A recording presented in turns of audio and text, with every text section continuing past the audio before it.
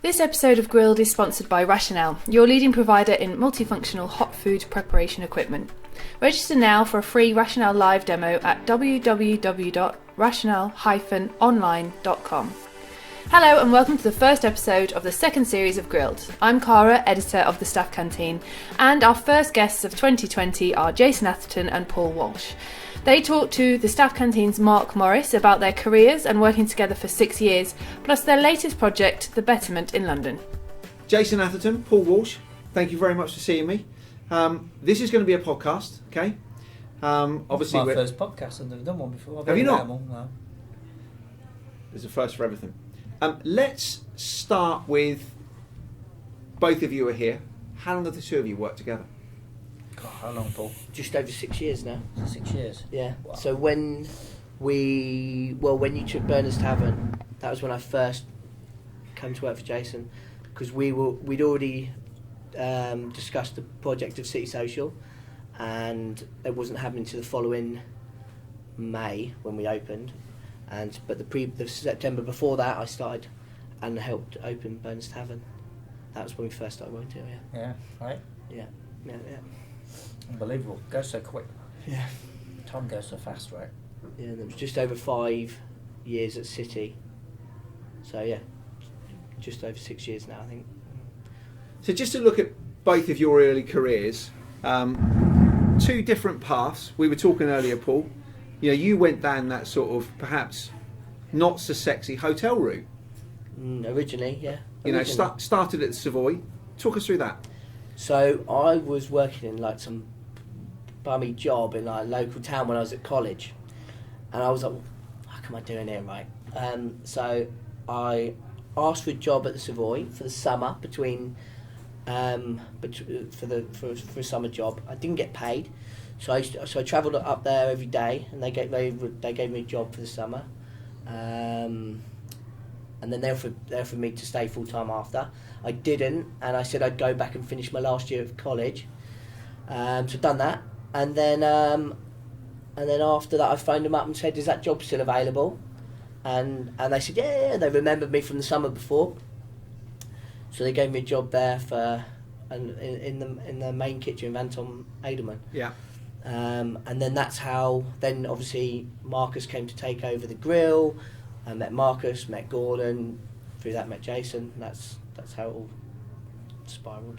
Obviously, we'll come on to talk about where we are at the moment, but we were talking earlier. Hotels, much different proposition, right? I mean, you mentioned Mr. Edelman there.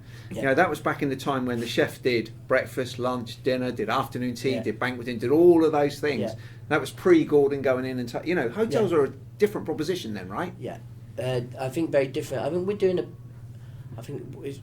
a bit of that here slightly, where we run the whole food and beverage program. So we do the breakfast and we do the afternoon teas, banqueting, room service, but we are very focused on the restaurant.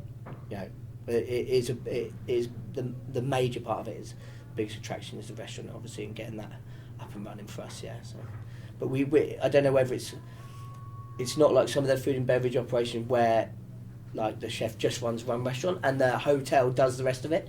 We do the whole lot here. You know, so maybe it is a bit of a throwback to them old sort of. Well, I think everything goes full circle, right? So if you go back to the 60s and 70s in the UK, pretty much most of the top chefs ran the Dorchester, like Mosman. Anton Mosman when he won 2 Michelin stars there.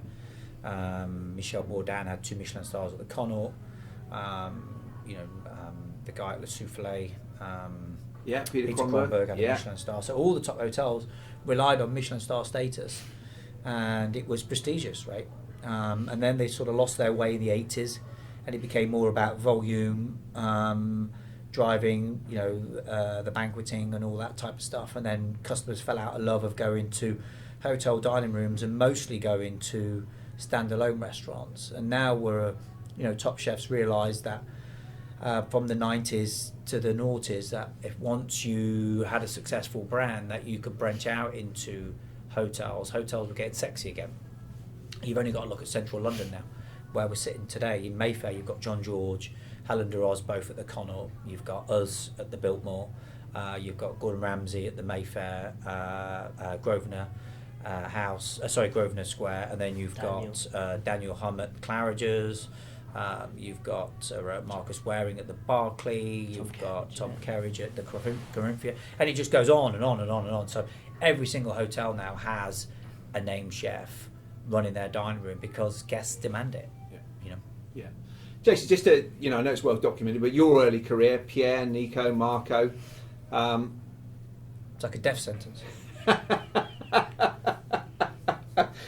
But did in your mind, did you set out to have that calibre of restaurant? Was that a predetermined decision? No. Never. All it ever was just wanting to be a great cook. Okay. And I without trying to sound like a Hovis advert, and it kills me to bring any sort of negativity into my life, but I just wish more young chefs would only ever be about being a good cook. Right. And this industry would be much better for it. Everybody, unfortunately everyone today is, how many likes do you get, how many this, how many that, I saw this on Instagram, I saw that, and we've got to get, in the cooking industry, the chefing world rather, we've got to get back to the old ethos of, even when I went to work in France at places like L'Auberge de Lille, everybody there just wanted to be a good cook, do you know? And that's what built an amazing brigade. Once the leader of that brigade can teach people how to be a good cook, and it was, I went to specific restaurants to learn certain things, like, everyone knew that Kaufman could make the humble potato taste like a 3-star meal, right? I wanted to learn that secret. Why is this chef so capable of taking humble ingredients and then turning them into 3-star dishes, right? You go to Chez Nico. Nico Ladenis was probably the greatest restaurateur this country's ever produced, right? Not only was he a great cook and visionary, but he also knew how to run an immaculate dining room. And other chefs at that period relied on somebody good front of house, where Nico and his wife just ran the ultimate restaurant. Marco was the superstar chef of the day, who was running on empty his whole life of just burning himself to the ground to be the greatest in the shortest frame of time, and my goodness did he achieve it. And just for that period of time to be alongside somebody like that, who created food what was just unbelievable, probably the greatest natural cook we've ever produced, probably. When you hear stories of rock stars and stuff like that who didn't really understand their talent till they were gone, Marco's probably that same ilk. I still don't think today he believes how talented he was. He was so talented, it was unbelievable. He was so fast and so graceful in the kitchen. For somebody so big, it was not normal, do you know? He was so, oh my God, to witness him on the pots and pans was just unbelievable, do you know? He was literally a superstar, do you know? You also, and again I know this is well documented, but I think what I'm trying to do is just show how you're kind of, you're driven, is you turned up at El Bulli before it was fashionable. Yeah. No one went to Spain to learn to cook. Nobody. I was the very first one. Why Spain? Because of Kaufman. Kaufman had eaten there. Said how good it was. He'd eaten there for 2 seasons and said it was just this guy in Spain's cooking. And the thing is, back then there was no mobile phones, no internet, so you couldn't Google it. You couldn't see what Instagram was saying about it. You couldn't see anything. So to go and learn that food was a big risk, But I felt that I had one more 3-star restaurant in me to go and learn from, and I just thought, I've done France, I've been in London for a long time, I'd just dumped my girlfriend. Maybe it was time to go and experience something new, and off I went. Went to El Bulli, and it was just incredible, really incredible. And the stories are all true. I slept on the beach for the first night because I got there too late. Had nowhere to live. But you know what? It's like, it was exciting. Do you know what I mean? I look back on my life then, it was exciting. Do you know what I mean? Just having my little backpack, getting off a bus. Took me a freaking day to get there. Do you know what I mean? And you get off this bus, you get in this little town, you're on your own. I'd be mortified to think if my daughter did that, but I was like, I don't know, it's weird. I was sort of like, it was maybe just my destiny, and I just did it, got on with it, loved every minute of it. Had my books, used to because I was what 26 at the time, I think 27. I was already worked for a lot of good chefs. I was fast with my mise en place, and in the stage room, where I started, it was all full of young Spanish kids, and they were all pretty slow.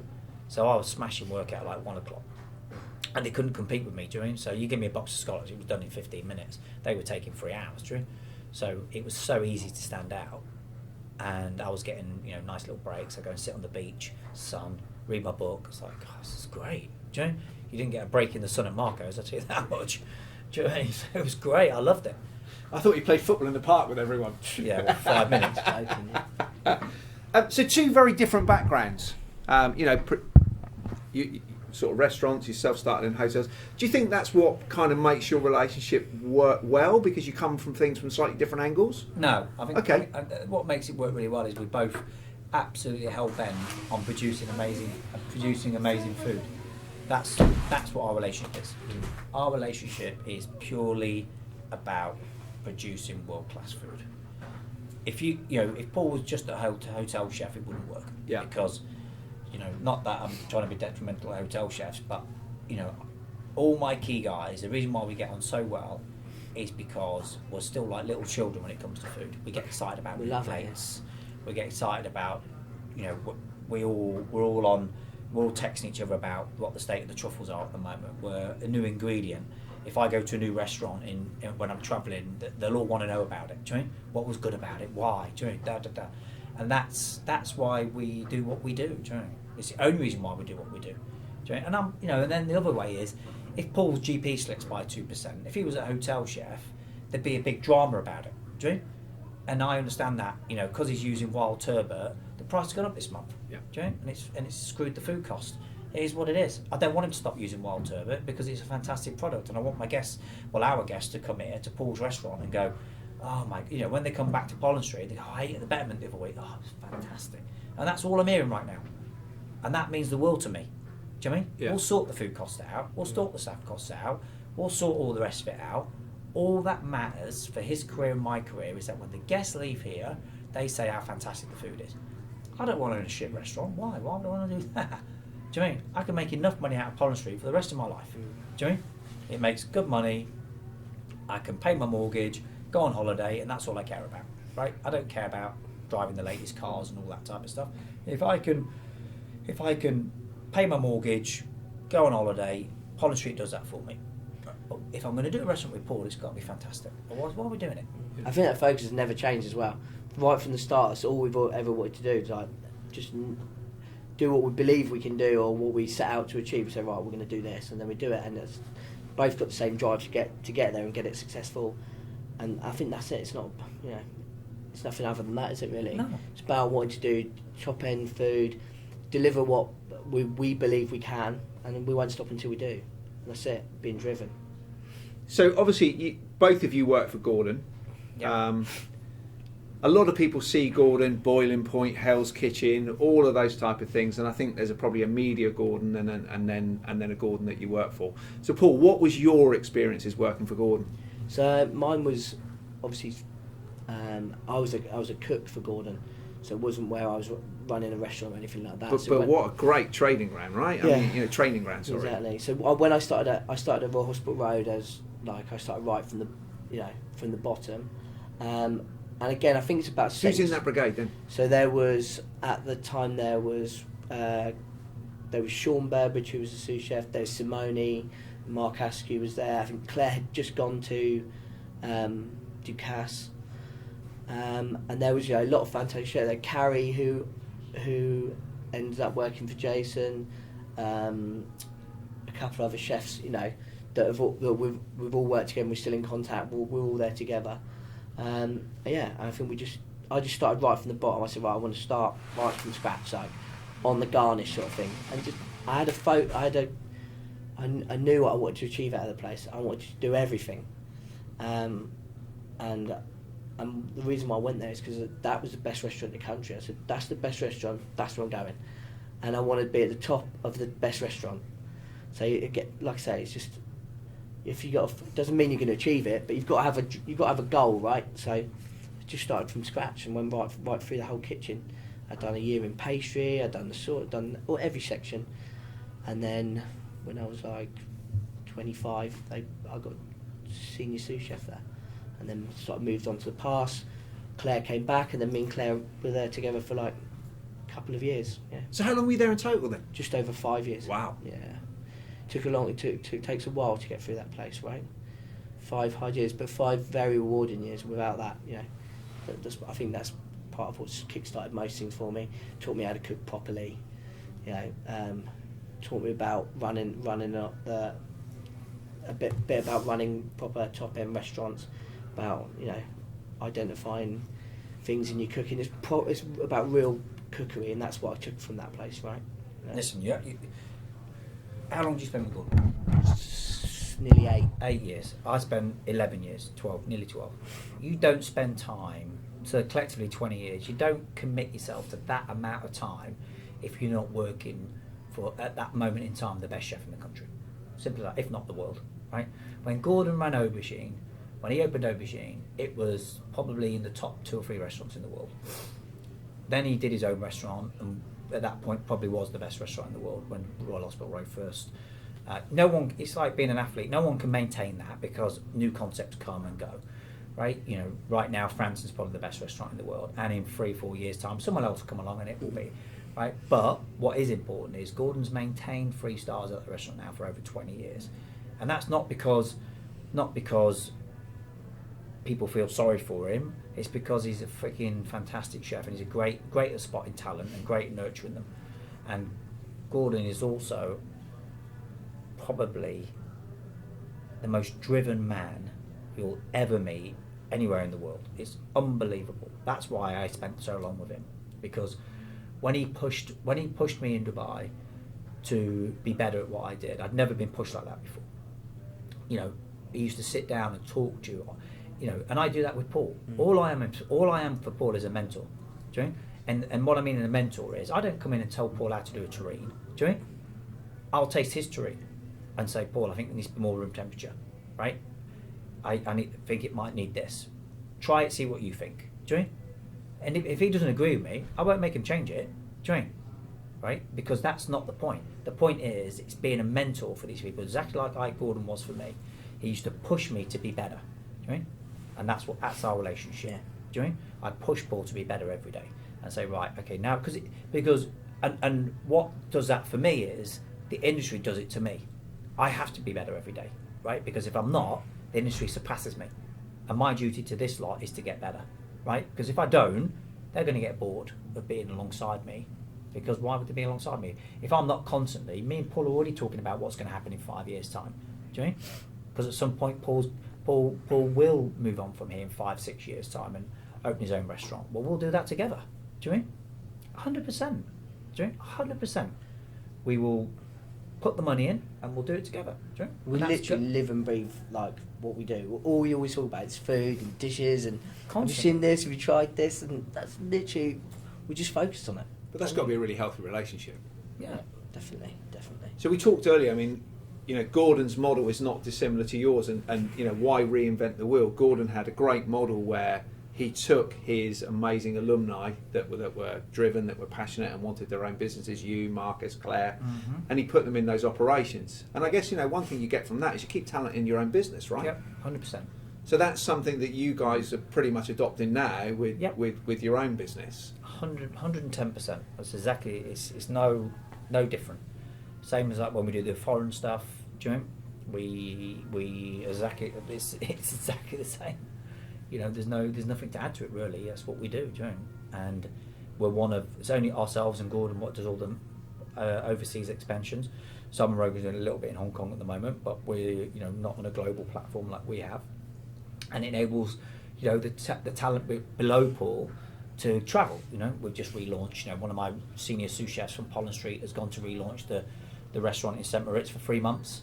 He'll then go down to Mykonos in the summer when we do the new one in Mykonos, which is an exclusive for you, Mark. There you go. And Danny in New York, head chef at City Social. Yeah, gone to take over New York for Jason. So it's like, but I guess as well, it shows people in the business that there is opportunity and there is career progression as well, doesn't it? If you work hard. Of course. You're not going to get it for nothing. Of course, there has to be a reward, of course. Yeah. Of course. And we sit and discuss it, at very senior level. Me, Paul Hood, Paul Walsh, all the senior chefs, we go away together regularly and sit and go to other people's restaurants and discuss the company and who's talented, who's coming through, why. We're not selfish and hang on to our talent and say, oh no, he's staying with me, which what tend to happen in the past. We're now like, look, they're going to go anyway. It's better they come to us and then we pass someone to you, right? Within our own little group. Yeah. Do you know? Yeah. So you are, you kind of end up at Mays. Mm-hmm. It's no secret in the industry that Gordon always paid his team pretty well. Yep. And that's fair enough. So probably, I suspect, as a guesstimation, you could have stayed at Mays, had quite a comfortable lifestyle. Why did you? Why Pollen Street? Why the desire to do that? Because, as I say, you could have stayed at Mays and been very successful. Yeah, it's probably still been successful today. Yeah, we were. There were even random talks that it was on the verge of getting 2 stars, and I've heard that from inside Michelin itself. But is that you can't. It's not. For me, it was never about stars. It was never about any of that. Do you know? It was only ever about. I never dreamt I'd be a head chef. It was only ever about being a good cook. And then I found myself in a position when I came back from LB that Gordon, it was actually Marcus Ware who spotted me and said to Gordon, "You better come and eat this guy's food," and that's the truth. I was running a little restaurant. I got back from LB called Lenny's for Claudia Pulse. Marcus came to eat, and he said to say that the restaurant was a bit of a dump and you only have 3 boys in the kitchen. He said, I couldn't believe the food I was eating. He said, it was unbelievable. But I was working 20-hour days. It was nuts. And Gordon came and Gordon was like, wow. He said, look, we're doing more stuff. Why don't you come and work for us? And of course, I knew how talented Gordon was. I knew how amazing, I'd met him many years ago when I was working for Marco. And I just thought, well, you know what, I could be stuck here forever. Or go work for someone like Gordon, and that's what I did. And my career took off even more and more and more. As my career took off even more and more and more, I was getting more and more successful, and then I just decided that if I was ever going to take the risk of doing my own place, I was 39. While I've still got the energy, I thought I've got to do it now. I'd already put 6 years of work into Mays. It was very successful. #1 in the country on National Restaurant Awards, Michelin-starred. We got it to 8 out of 10 the Good Food Guide, 4A rosettes. I didn't see how I could push that restaurant any harder. I was literally killing everybody in there. It was literally everyone was scared stiff to go and work there because they knew how busy it was, how high standard it was. And I just felt, you know what, I've got to do it for myself. I have to see if I can do it for myself. Coming in every day, doing the accounts, running the team, and just to see, do you know what I mean? And I didn't even think for a second it wouldn't work. Not because I was arrogant, I just was blinded by wanting to do it. But I think you need a belief, don't you? If you go into something half-hearted, then it isn't going to work, right? No, you got to believe. Yeah. You got to believe. So, Social Eating Company. Quick look on your website. It's 19 properties or restaurants or destinations. Mm-hmm.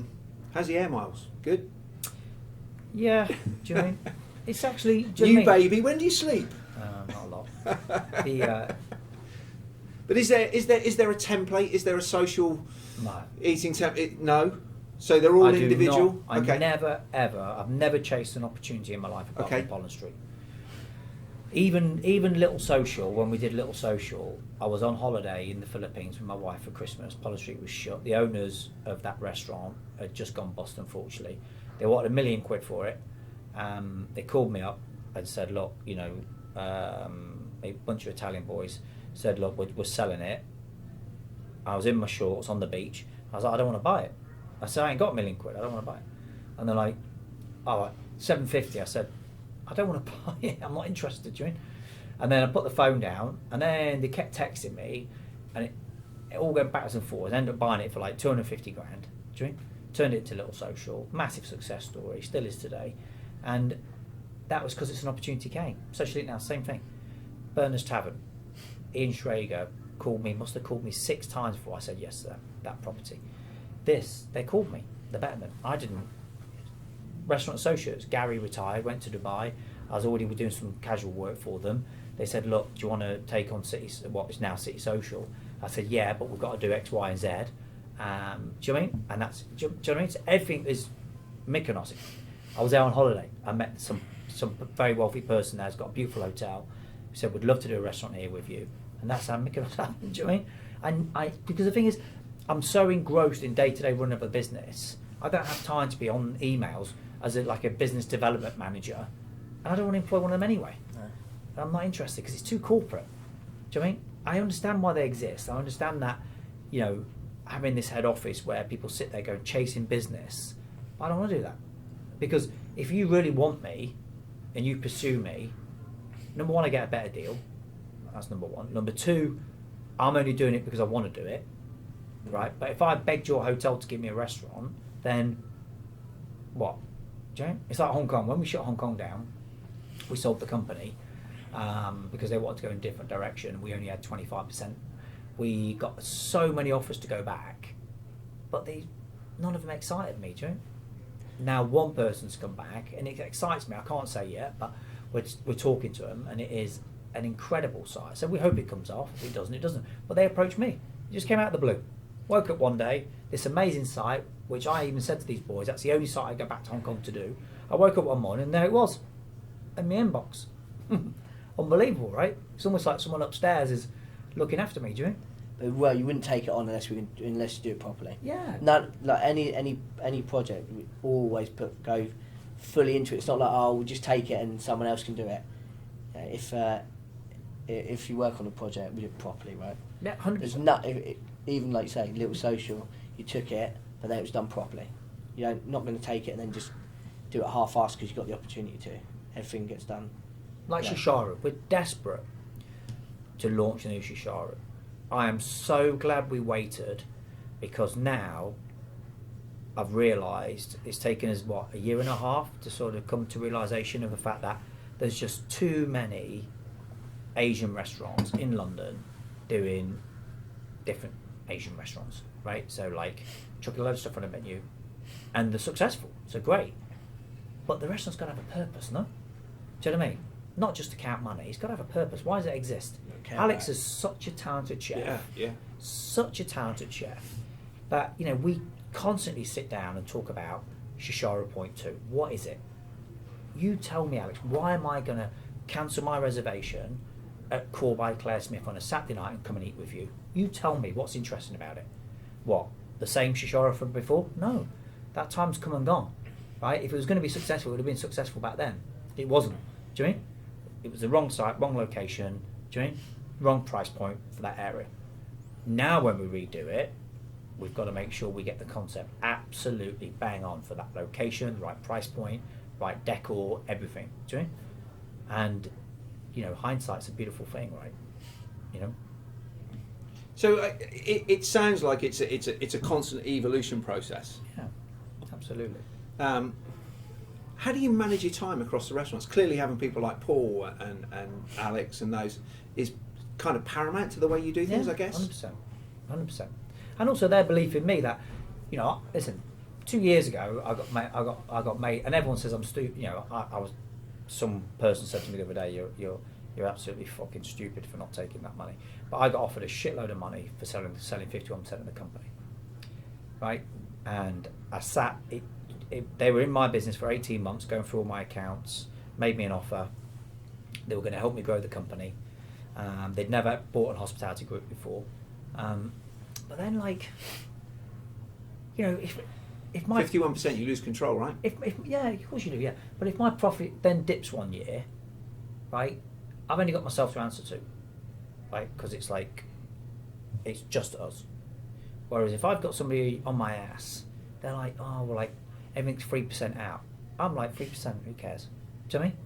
Who cares? Do you know what I mean? But for them, it's a big deal because they've got debt leveraged against it. They've got more investment coming in from other places. They do their spreadsheets.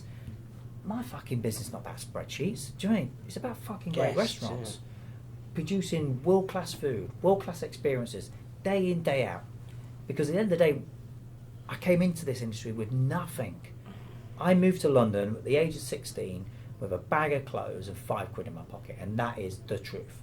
I don't care if it sounds like Dick Whittington, because that's the fucking truth. I lived in a youth hostel in Earls Court. I busted my fucking balls to get where I got, and I don't want an award for it. I don't, but that's just reality. Do you mean? And I'll leave with nothing. But the bottom line is, as long as I pay my mortgage, I go on nice holidays, kids go to a nice school, all my boys respect me. Do you mean?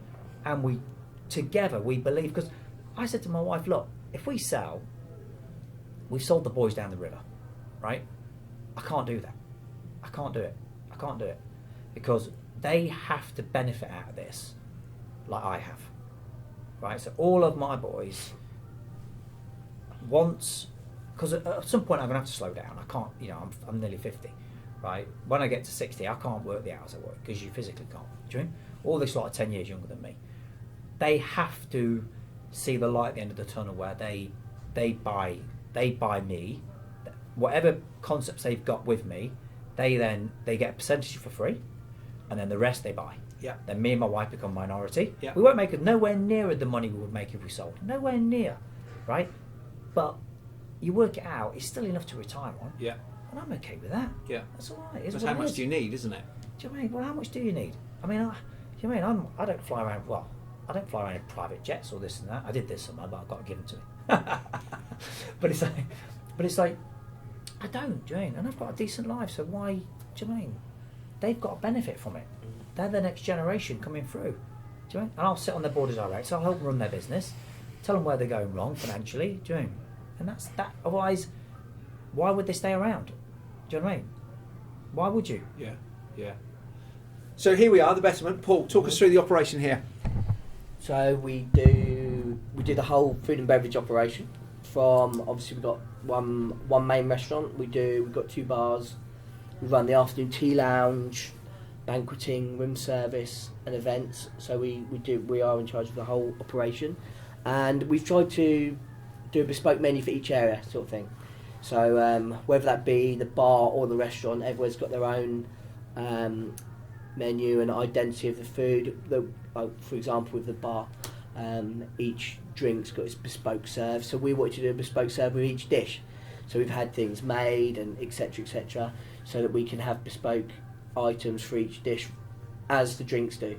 I think I counted. You've got 12 menus on there. There we've done quite a lot of menus. Yes, we've done a children's book. So we wanted something that was interactive for kids. Sort of when the parents are sitting there having a meal, the kids have got a book to read through, and the menu's made up inside that. So we've done we've done loads of work on every aspect, like I say, whether it be a kids menu or the room service or the banqueting, because we spoke about the banqueting menu of bringing what we do in the restaurants into a banqueting format. So it's trying to get a little piece of what we do, as in the Michelin-starred restaurants, let's say, and trying to bring that into a banqueting format. Very difficult to do. That's quite a challenge. But that's what we do all the time. We always challenge ourselves. We're never happy. We'll always keep going. Always keep trying to do it, and until we achieve it, and then we'll be happy with what we've done. But it's a different concept in each place. The Betterment, obviously, we started off going in one direction. We've sat down and changed our minds a few times, and now we've got the food now down to where we're totally comfortable with it. We're happy with what the direction we're going in, and I think it's just always an evolution. Each place is as important as the next. So the afternoon tea is just as important to us as what the bar or the restaurant is, and we'll push it in every single area. We'll make sure that we do an absolute top end job, and we will not stop until we do. That's one thing you can guarantee with us, especially. Until we're totally happy with it, we won't stop. Right. So you were obviously at City Social. Yeah. We talked about that earlier. You had great success there. Got staff of the restaurant, very busy restaurant, very popular restaurant. Yeah. Was it just time for a change for you? Did you need a new challenge? A bit of both. I think first of all it was like running the restaurant like that was obviously super busy, day in day out, and this was a different sort of role. Because when you're doing the restaurant, I was just focused in the morning. I get in, focus on like prepping all my fish and prepping all my meat and doing all that, the stuff you do in a restaurant as head chef every day. And then here was just a different sort of challenge, whereas you can't just bury your head in the restaurant and prep all your fish, and then all right, hopefully everything else is all right. When you've got 200 for breakfast and 300 having lunch in the banquet tin, but all your fish is prepped, well done. It's a different sort of role. So it wasn't as much it was time for a change, it was more about the opportunity came up. Jay spoke to me about it, and we just made a decision to say, right, are we going to do this or are we not? And I think that's just how it came around, really, isn't it?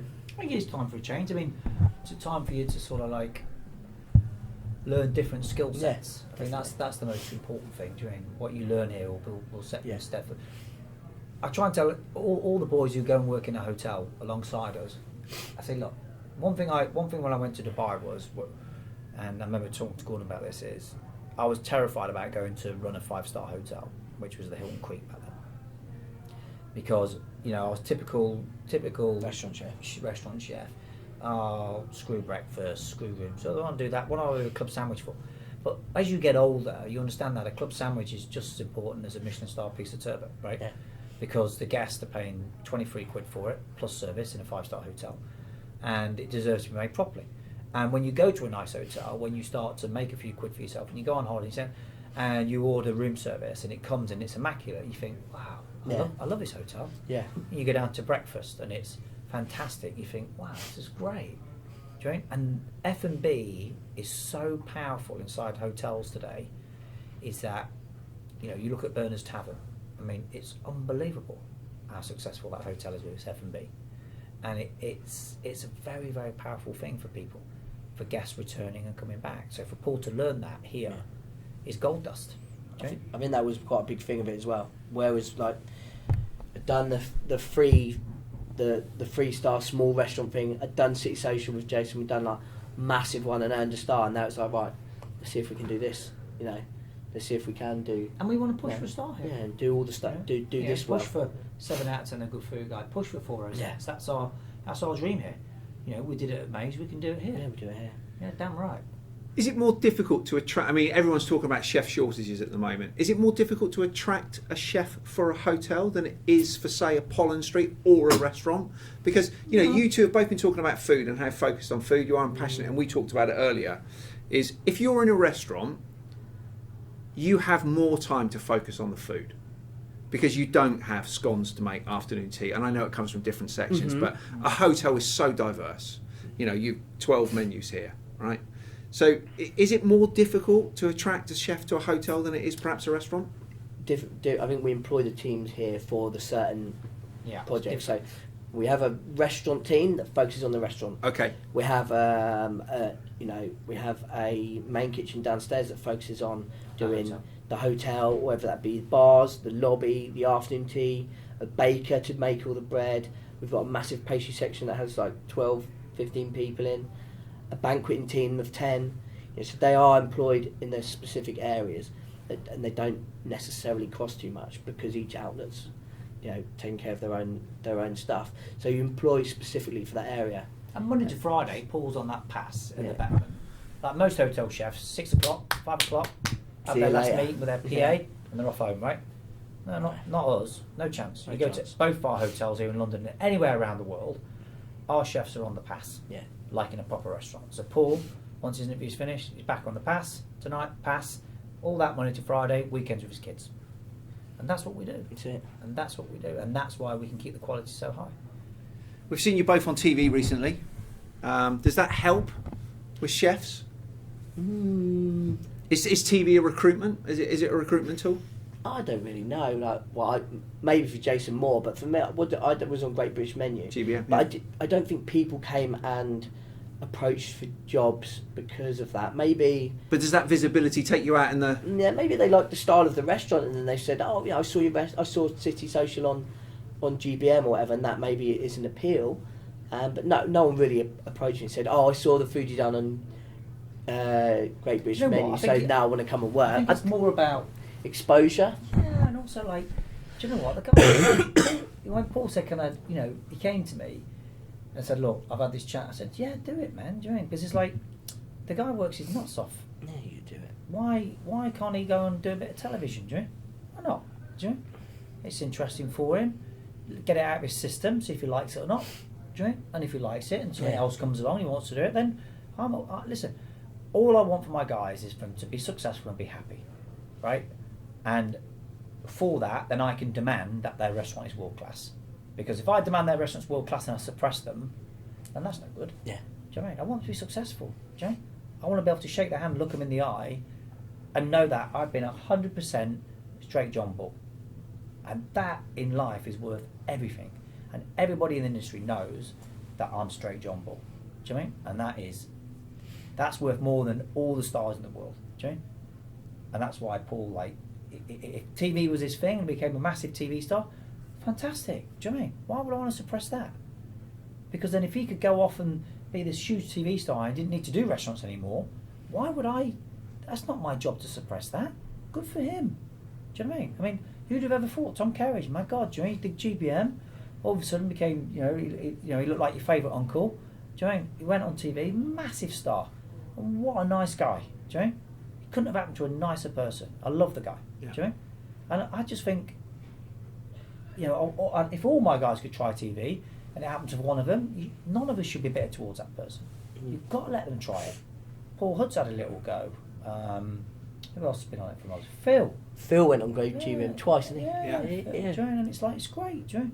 Because TV's for some people, it's not for others. It's another skill set as well, right? Yeah, and it helps you with your confidence. Yeah. Do you know? Because it's nerve-wracking the first time you do it.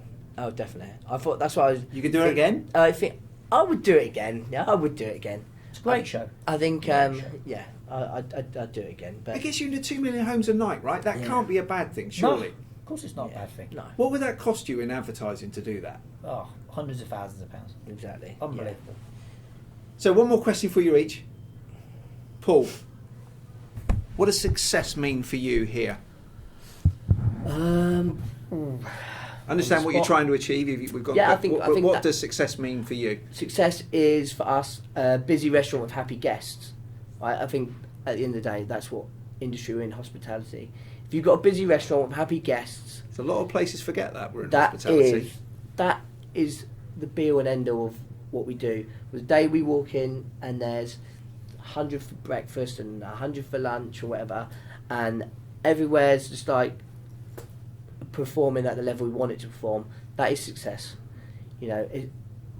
Obviously what comes to that after financially is great, but that's not why you start off.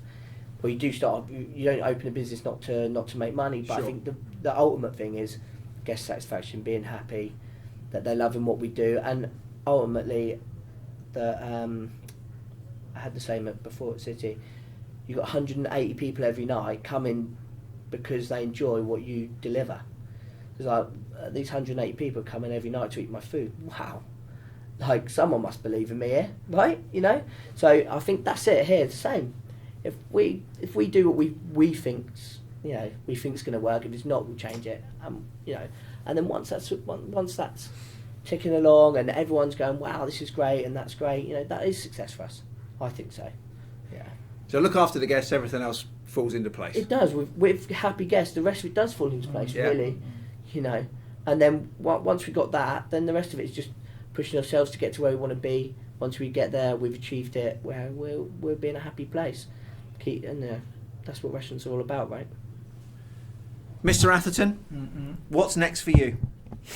Oh, we've got Mykonos coming up. That'll be the next project we open. And that's a hotel? It's in a hotel. I'll release that soon. Just wait for the ink to dry. It's going to be inside a hotel, but it's a standalone restaurant. Yeah. But it's in a resort. Okay. And it's a stunning location. Then we open up Rome in September, October. That'll be a little bit like Social Eating House near the Spanish Steps. Again, we'll announce the hotel near at the time. And then Shishara Point 2 will absolutely, I've been saying it for a year now, but it will definitely happen in 2020, that's fact. And you know what, it's just working hard to make sure our restaurants maintain, for me, once I pass the baton to these guys completely, nothing will give me greater satisfaction to have stood back and say that the restaurants we created together have become iconic London restaurants. Pollen Street is well on its way to being that.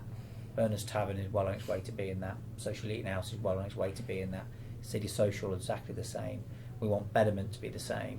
I just want to create iconic restaurants where I say when you go to London or when you dine out in London, you have to dine in one of those restaurants. Not because it's me, because the restaurant's iconic. Do you know? It's never been about me. It's only ever been about the restaurants. That's why our owners here at Betterment demanded it was Jason Atherton on the thing. But I hate putting my name on it. I hate it. Do you know? Because it's irrelevant. Do you know? It's because it's about the food, about the chef, about the restaurant. Do you know? It's about. But I guess people realise that what comes with that name, don't they? Yeah, I suppose. But do you know, for me, it's just creating iconic places, and that's all I want to do. Do you know? We're looking at a second season of Chef's Brigade. I think it's been exactly how I wanted it to be. It's been inspirational. It's been about the next generation. It's been about inspiring young people to come to our industry. That's why I did it, and I think we achieved that. So we're looking at doing another season of that. And that's it really. Just trying to balance life, keep my wife happy. That's super important. She's had a new baby, so I'm enjoying that. And do you know what I mean? Life goes quick, man. I'm nearly 50. I can't believe it. I used to be the youngest chef in the kitchen. I'm certainly not that anymore. And it's it's just trying to create fulfillment, right? Thank you both very much. Pleasure. Thank you. Thank you very much indeed. We hope you enjoyed this interview, and if you have any comments, feel free to tweet us or comment on the post. We're making all of our interviews available to download. And finally, if you like what we do, whether it's our podcast or our videos or even our features, please head over to our Patreon page and support us there. This episode of Grilled is sponsored by Rationale, your leading provider in multifunctional hot food preparation equipment. Register now for a free Rationale live demo at www.rationale-online.com.